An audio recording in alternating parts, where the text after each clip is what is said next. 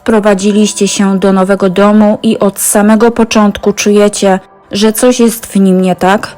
A może macie w planie wybrać się do dawno opuszczonego budynku, w którym ponoć straszy? Z pewnością te akcesoria będą Wam potrzebne, aby nawiązać kontakt z istotami nadprzyrodzonymi.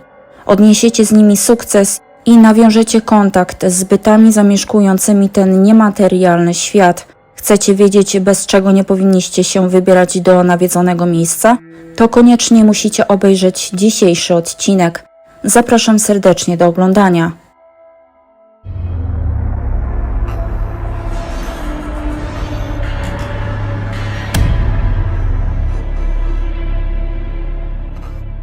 Czujnik ruchu jest niezawodnym pomocnikiem, który poinformuje Was, gdy w pustym pomieszczeniu coś się poruszy. Jest to tradycyjny system zabezpieczenia używany w domach. Wyposażony jest w kilka czujników, mogących wysyłać sygnał do odbiornika, który będziecie mieli przy sobie podczas zwiedzania innych części budynku. Ciekawym jest też geofon, urządzenie przenośne, które nagrywa drgania podłogi, wywołane na przykład krokami czy przedmiotem, który nagle spadł na ziemię.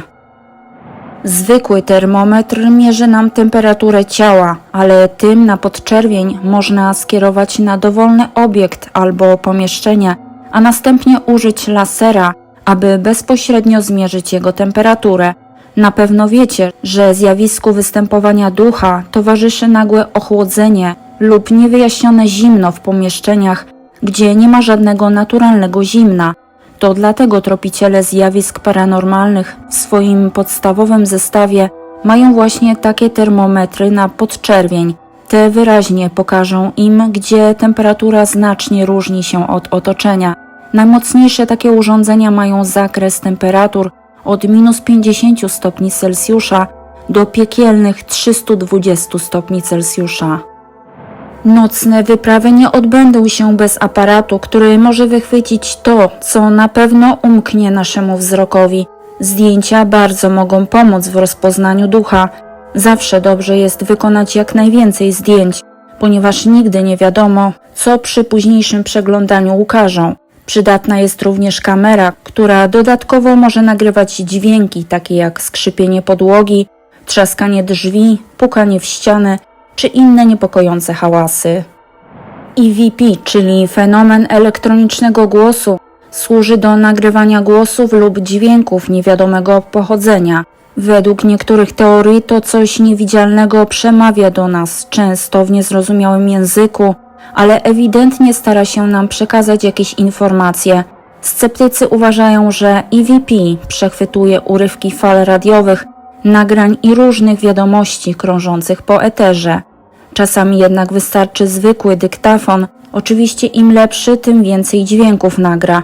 Ważnym jednak jest, aby był włączony jak najdłużej, ponieważ wtedy jest szansa, że wychwyci jakieś niesłyszalne dla naszego ucha dźwięki, chociaż pewnie z drugiej strony lepiej nie słyszeć pewnych rzeczy.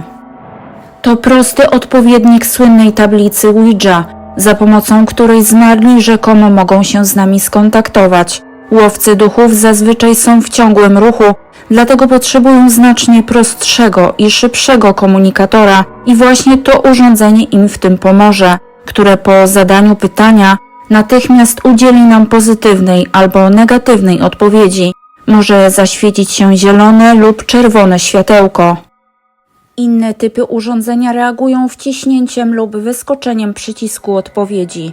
Podobno jest to najlepszy i najprostszy sposób komunikowania się z istotami nadprzyrodzonymi. Wystarczy ustalić system określający znaczenie danego koloru. Na przykład jeśli idziecie po opuszczonym budynku, możecie ustalić, że zielone światło oznacza idź w prawo, a czerwone idź w lewo. Ghost Box to zestaw typu wszystko w jednym. Urządzenie bardzo szybko zmienia częstotliwości radiowe, dzięki czemu generowany jest tak zwany biały szum, w którym podobno komunikują się istoty nadprzyrodzone. Dlatego możecie wysyłać pytania w przestrzeń, mając nadzieję, że w Ghostboxie usłyszycie odpowiedź któregoś z duchów. Ulepszone wersje urządzenia posiadają funkcję nagrywania, dlatego nie będziecie potrzebować innych elementów wyposażenia. To dość popularne urządzenie wśród łowców duchów, ale czas pokaże, czy Ghostbox stanie się stałą częścią wyposażenia wszystkich, którzy chcą nawiązać kontakt ze światem niematerialnych bytów. Tych urządzeń używają elektrycy w poszukiwaniu promieniowania elektromagnetycznego. Mówi się, że podobne promieniowanie emitują duchy, zakłócając w ten sposób pole magnetyczne w danym pomieszczeniu.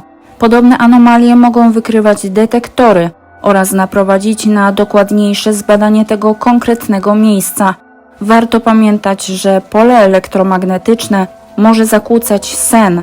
Czasami wywołuje halucynacje lub wrażenie, że ktoś nas obserwuje. Dlatego nie zawsze zwiększone wartości na detektorach muszą wskazywać na obecność istot nadprzyrodzonych.